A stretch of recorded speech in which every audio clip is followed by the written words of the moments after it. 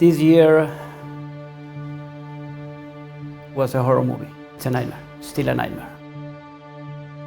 There is not a single day that goes by that Surfside is not in my heart.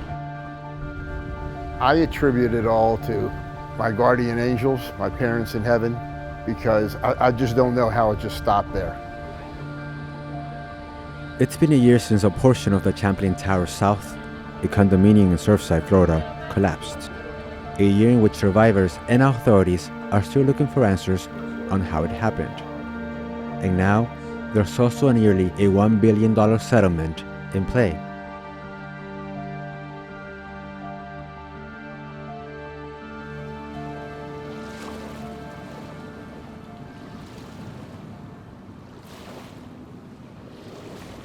It's not breaking news anymore after 1 month. People seem to forget. Do you know what it is for 14 days waking up and asking yourself, is my family dead or is my family alive? Waiting for percentages of bodies day and night. The fire rescue stopping because there's rain, when there's people trapped. So many things were done wrong. For months, Pablo and his son, Martin, have gone to court hearings, talked to dozens of reporters, and pressed authorities to answer why this building, which was due for its first 40-year inspection, collapsed. It's been a year, and the only thing I hear is under investigation. There was another collapse in Iran, and 2 days later, 10 people were arrested. There was another collapse in China, and I believe 9 people were arrested. Here it's still under investigation. Local authorities say they have shared every piece of news they have gathered since the collapse. But for families like the Langensfeld, that has not been enough. They want someone held accountable.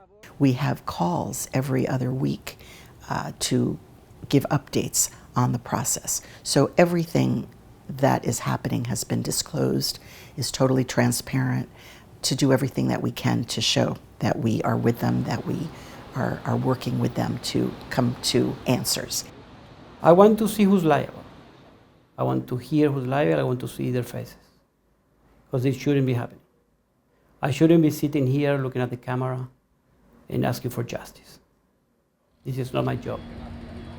Federal investigators from the National Institute of Standards and Technology, which looks into major building collapses across the country, said many factors had contributed to the collapse of the Champlain Towers South building. I've been investigating and studying structural failures for over 40 years, and I can say that this investigation is one of the most difficult and complex of its type ever undertaken. In the loading and or the strength of the structure, there are no clear answers to these questions either. While authorities look for answers, a class action lawsuit was settled in early May. Defendants, including insurance companies and developers, agreed to pay $997 million to the relatives of the victims and survivors to avoid a jury trial. On May 24, in a Miami courtroom, another settlement for $96 million was agreed to for property owners. That the property owners in this building at least contributed to this tragedy and were at least in part responsible for the loss of their loved ones. But as the legal wrangling continues, a court will soon put value to each life that was lost and decide how much money their families will get, a process that could divide survivors and the families of the victims even more. I'm a unit owner. I'm not an heir to anything, so I'm not going to get any money out of that $1 billion settlement. I'm only going to get out of that $96 million. Rosenthal said that at the beginning he felt guilty for having survived. Why me? Who am I to survive this? A lot of people, not that people were upset, but you know, why did you survive yet my child didn't survive? Or, you know, you're 72 years old, at that time I was 72, but my 21-year-old daughter didn't make it. Kind of like that. And it was hard.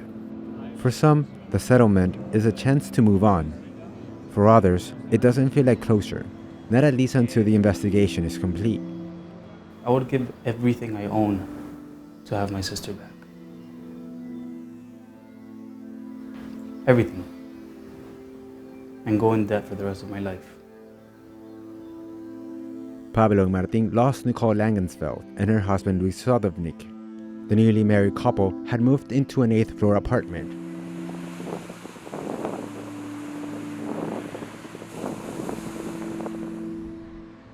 While investigators say it may take years to know what exactly happened in Surfside, in late May, Florida state lawmakers approved a condo safety bill in response to the Surfside building collapse. The bill calls for stricter inspections and puts more responsibility on condo owners. As you know, many of us worked very hard, none more so than Representative Perez during the regular session, to bring that Surfside bill into a landing. We continue to search through the rubble. I'm very hopeful that this settlement, which has come in record time, will help people to move on with their lives. For many, it's not enough to compensate. Nothing could be enough, but it does perhaps allow people to start to rebuild their lives.